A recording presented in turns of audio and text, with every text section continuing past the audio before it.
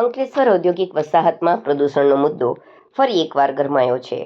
વસાહતના વિવિધ વિસ્તારોમાં બેફામ રીતે વહી રહેલા રંગયુક્ત અને દુર્ગંધયુક્ત કેમિકલવાળા પાણીને પગલે પર્યાવરણવાદીઓમાં ભારે રોષ જોવા મળી રહ્યો છે.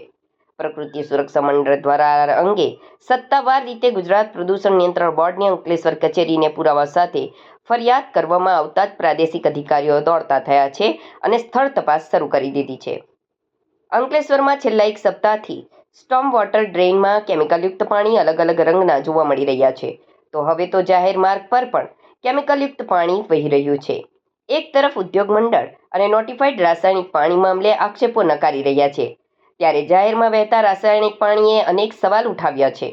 અગાઉ ગત 4 જુલાઈના રોજ પણ સી પમ્પિંગ સ્ટેશનમાંથી અમરાવતી નદી તરફ મોટા પાયે પ્રદૂષિત પાણી વહી રહ્યું હોવાની ચોંકાવનારી વિગતો પ્રકૃતિ સુરક્ષા મંડળે જાહેર કરી હતી. સંસ્થાના નિરીક્ષણ દરમિયાન ચોંકાવનારો ખુલાસો થયો હતો કે તે સમયે પ્રદૂષણ માપવાનો ઓટોમેટિક સાધનો બંધ હતા. કેમિકલયુક્ત પાણી રોકવા માટેના પંપો બંધ હાલતમાં હતા, જ્યારે ફ્લડ ગેટ ખુલ્લો મૂકી દેવાયો હતો. આ ગંભીર બેદરકારી સામે આવતા જ જીપીસીબી દ્વારા નોટિફાઈડ વિસ્તારના સંબંધિત વિભાગને તાબડતોબ લેખિત નોટિસ ફટકારી જવાબ માંગવામાં આવ્યો હતો. 4 જુલાઈની ઘટના વખતે જીપીસીબીના અધિકારીની સાથે પંપ સંચાલનનો કોન્ટ્રાક્ટર પણ ત્યાં જ હાજર હોવાથી તેઓ રંગે હાથ પકડાયા હતા. આ સમગ્ર મામલે પ્રકૃતિ સુરક્ષા મંડળના અગ્રણી સલીમ પટેલે જણાવ્યું હતું કે અત્યારે એકબીજા પર આક્ષેપ પ્રત્યાક્ષેપ કરવાનો સમય નથી, પરંતુ પ્રદૂષણ નિયંત્રણ પર ગંભીરતાથી ધ્યાન કેન્દ્રિત કરવું વધુ જરૂરી છે. સ્થાનિક સ્તરે એવો અસરકારક અને પારદર્શક ઉકેલ લાવવો જોઈએ જેથી આવી ઘટનાનું પુનરાવર્તન ન થાય.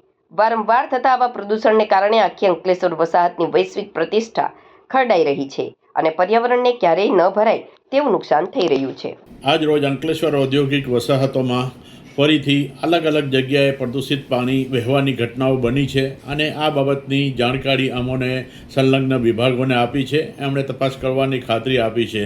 આપ જોઈ શકો છો કે દ્રશ્યોમાં એ કલરયુક્ત અને ફીરવાળું પાણી હોય છે, પરંતુ જે રીતના લાસ્ટ ટાઈમે ઔદ્યોગિક એસોસિએશનના પ્રતિનિધિઓએ એવું કહ્યું હતું કે આવા ફોટાઓ વિડીયો પર ધ્યાન આપવું નહીં અને આ સાંભળવા જેવા હોતા નથી. તો અમારે એ કહેવું કે ગત જે 4 તારીખનો બનાવ હતો, જ્યારે અમે આ ફરિયાદ જગ્યા પર સી પમ્પિંગ સ્ટેશન પર ગયા હતા, ત્યારે પણ આ પ્રદૂષિત પાણી વહી રહ્યું હતું. પંપો બંધ હતા. મોનિટરિંગ માટે જે સાધન યંત્ર મૂકેલું પીઓસી મીટર એ પણ બંધ હતું. ફ્લડ ગેટ ખુલ્લો હતો અને સ્થળ પર અમે આરઓ સાહેબને બોલાવ્યા હતા. આરઓ સાહેબ હાજર હતા. એસોસિએશનના એક્સ પ્રેસિડેન્ટ પણ જગ્યા પર આવી ગયા હતા અને આ જે પંપો ચલાવવાનો કોન્ટ્રાક્ટ જે સ્થાનિક રાજકીય આગેવાન દ્વારા ચલાવવામાં આવે છે તે પણ ત્યાં આવી ગયા હતા. તો તે વખતે જોયું હતું કે પ્રદૂષિત પાણી ખાડીમાં જઈ રહ્યું હતું. તો સ્થળ પરથી જ આ જીપીસીબીના અધિકારીઓ દ્વારા નોટિફાઈડને સખત વોર્નિંગ આપી હતી અને આ બાબતે એમણે નોટિસ પણ આપી છે. એનું મતલબ એ થયું કે આ વાત ખોટી નથી. પ્રદૂષિત પાણી ગયું હતું. સંચાલનની જવાબદારી એણે નોટિફાઈડને માથે રાખીને નોટિફાઈડને નોટિસ આપીને છૂટા થયા છે, પરંતુ હકીકતમાં આ પ્રદૂષિત પાણી જ્યાંથી વહે છે તે કંટ્રોલ કરવું જોઈએ. તે કંટ્રોલ કરવાની જગ્યાએ નોટિફાઈડને જવાબદાર ગણ્યા છે. એ એમની ગણતરી શું છે અમને ખ્યાલ નથી, પરંતુ નોટિફાઈડ તે વખતે પંપ ચાલતા ન હતા. ફ્લડ ગેટ ખુલ્લો હતો. પાણી વરસાદ વહી ગયા પછી પણ આ ચાલતું હતું, એટલે એને જવાબદાર ઠેરાયો છે. આજે પણ આપ જોઈ શકો છો કે આ પ્રદૂષિત પાણી અલગ અલગ જગ્યાએથી વહે છે, પરંતુ કલાક 2 કલાક પછી એવું કહેવામાં આવશે કે ભાઈ આ ન્યુટ્રલ છે. તો અમારે એ જોવાનું, અમે નરી આંખે જે જોવાય છે એ અમને લાગે છે. અમારી નાક કહે છે, અમારી કાંક કહે છે કે આ પ્રદૂષણ છે.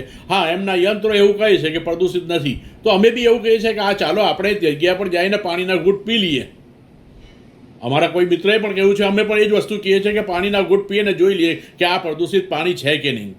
અમારી જે મિટિંગો આ જ બાબતોની અંદર એનજીટીના કોર્ટના હુકમ મુજબ કમિટીની રચના થઈ છે, કલેક્ટર સાહેબની સૂચના મુજબ, અને એ અત્યાર સુધી 7 મિટિંગો યોજાઈ છે. લાસ્ટ મિટિંગમાં પ્રથમવાર જીપીસીબીના મેમ્બર સેક્રેટરી અધ્યક્ષ તરીકે પ્રથમવાર હાજર રહ્યા હતા અને એ મિટિંગમાં પણ આશ્વાસન આપવામાં આવ્યું હતું કે આપણું ઇન્ડસ્ટ્રી ફૂલ પ્રૂફ, જે રીતના આપણા એસોસિએશનના અધિકારીઓ કે ફૂલ પ્રૂફ છે, આપણાથી કંઈ પણ જાય નહીં, પરંતુ આ ફૂલ પ્રૂફમાં છીંડા ઘણા છે સાહેબ. તો એને આપણે સાચવવાની જરૂર છે. વાદ વિવાદ આક્ષેપો કરવા કરતાં આપણે પર્યાવરણનું ધ્યાન આપવાનું છે. પર્યાવરણમાં સુધારો કેવી રીતે થાય એના ઉપર જ ચર્ચા કરવી. જેવી રીતના મિટિંગોમાં પણ આપણે ભલે જે હોય તો આપણે એના સોલ્યુશન પર આપણે ધ્યાન આપવાનું છે. અને અમે ફરી એક વખત કહીએ છીએ કે આ જ્યાં પ્રદૂષિત પાણી કલરવાળું છે કે શું છે, એ હવે આટલું બધું વરસાદ વહી ગયા પછી બી કલરવાળું પાણી ક્યાંથી આવે છે અને કેમ આવે છે, એ એક સવાલ છે.